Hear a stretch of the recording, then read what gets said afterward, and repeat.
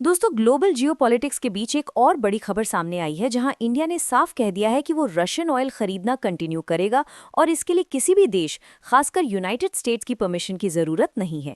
ये स्टेटमेंट एक joint government communication में सामने आया है जिसमें इंडिया ने क्लियर किया है कि एनर्जी सिक्योरिटी के मामले में डिसीजंस प्योरली नेशनल इंटरेस्ट के बेसिस पर लिए जाते हैं।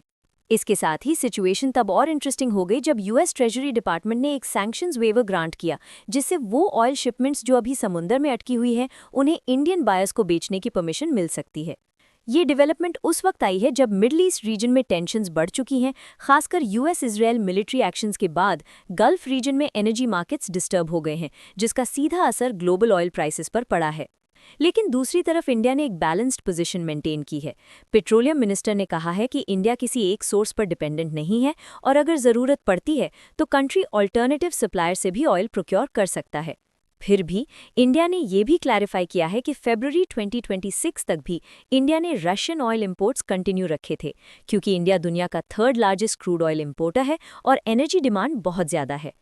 इसके पैरेलल एक और जियोपॉलिटिकल एंगल भी सामने आया है। रिपोर्ट्स के मुताबिक ट्रंप एडमिनिस्ट्रेशन ने इंडियन एक्सपोर्ट्स पर 25% टैरिफ लगाने की वार्निंग दी थी, जो एक इंटरिम ट्रेड नेगोशिएशन का हिस्सा था। ये प्रेशर इस बात को लेकर था कि इंडिया रशियन ऑयल परचेसेस को रिड्यूस करे। हालांकि इंडियन गवर्नमेंट ने इस क्लेम को ऑफिशियली कंफर्म या डिनाई नहीं किया और सिर्फ इतना कहा कि oil purchases purely national interest और मार्केट कंडीशंस के बेसिस पर गाइड होती हैं। एनर्जी सिक्योरिटी की बात करें तो इंडिया ने ये भी बताया है कि कंट्री के पास 250 मिलियन बैरल से ज़्यादा क्रूड और पेट्रोलियम रिजर्व्स ऑलरेडी स्टॉक में हैं, जिससे सप्लाई डिसरप्शंस के दौरान भी स्टेबिलिटी मेंटेन की जा सकती है।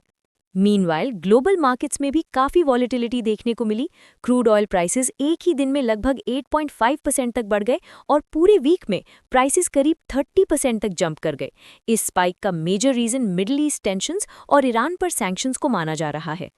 और इसी बीच एक और डेवलपमेंट सामने आई है जहां US Treasury Secretary Scott Bessent ने सिग्नल दिया है कि वॉशिंगटन फ्यूचर में रशियन ऑयल पर कुछ सैंक्शंस को रिकंसिडर भी कर सकता है, जो ग्लोबल एनर्जी मार्केट्स को और इम्पैक्ट कर सकता है। तो ओवरऑल देखा जाए तो ये पूरा इशू सिर्फ ऑयल ट्रेड का नहीं, बल्कि इंडिया की strategic autonomy, global power politics और एनर्जी सिक्योरिटी का एक बड़ा एग्जाम्पल बन चुका है। अगर आपको ऐसी ही इंडिया से जुड़ी जियोपॉलिटिकल और ग्लोबल स्ट्रैटेजी अपडेट्स पसंद आती हैं तो चैनल को सब्सक्राइब करना बिल्कुल ना भूलें।